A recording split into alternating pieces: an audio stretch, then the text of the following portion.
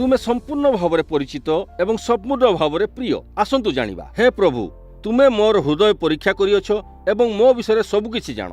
गीत संहिता 139:1। मते जानिबा हेउची मते भलो पाइबार एक पुराना क्लिशे, किंतु आम मध्यरु अधिकांश पई सत्यर निकटतम होई पारे। मु केबे तुमको जणाई परिबि नाही जे मो भितरे प्रकृतरे अछि कोन। निज भितरर गभीरता को देखंतु एवं सेठारे आपण कोन पाइबे। एक सच्चोट उत्तर। आपण जेउठारे किंबा जेते बेले रहउछंती संभवतः आमे भय, असुरक्षा, जंत्रणा, आकांक्षा अंतर्भुक्त हेबो। आमे भाबु जे अन्य मानकु जणाइबा प्रकृतरे आमे जहा जानू ता सर्वदा सुरक्षित नुहे, किंतु एठारे परमेश्वरको विषय आश्चर्यजनक कथा से कहती आपण संपूर्ण भाव परिचित एवं संपूर्ण भाव प्रेम प्राप्त। प्रकृतरे बाइबेल रे एक संपूर्ण कविता किंबा गीत अछि जहा वर्णना करे जे परमेश्वर आपनकु केते भलो भाव जानती एवं भलो पांती। गीत संहिता 139 एपरि आरंभ हुए। हे प्रभु, तुमे मोर हृदयर परीक्षा करिछ एवं मो विषय सब किछि जानो।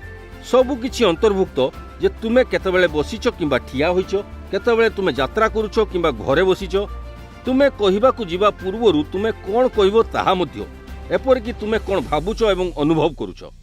आपण जानती सेरी वारेल लेखिछंती से आम हृदयर गुंफा मध्य घूरी बुलंती एवं प्रत्येक फाटो कोण एवं कोणरे तांकर टॉर्च लाइट आलोक प्रकाश करती। से आमर कार्य एवं मनोभाव विषय जानती। से जानती जे आमको कौन प्रेरणा दिए एवं आमे काहेकि हार मानु किंबा हार मानिबाकू चाहिए। से आम जीवन रे जेकोसी विषय रे आलोचना करियाकू किंबा समाधान करियाकू संपूर्ण प्रस्तुत। तुमे केवल तांको पाखु किछि आनी परिबो नाही, बरं परमेश्वर तुम विषय एवं तुमर जीवन समस्या विषय चिंता करि आसुछंती। गीत संहिता 139:17 कुहे, हे परमेश्वर, मो विषय तुमर चिंताधारा केते मूल्यवान, सेगुडिको गणना करा जाई परिबो नाही। गीत संहिता 139 पढ़ंतु एवं तुमे केते संपूर्ण भाव परिचित एवं पूर्ण भाव भलो पाउछ ताहा एक धारणा पाओ। परमेश्वर आपनकु भलो भाव जानिचंती, आ आपण जेमिति भी अछंती से आपनकु सेही भली भलो पाए। परमेश्वर तुमर मंगल करंतु।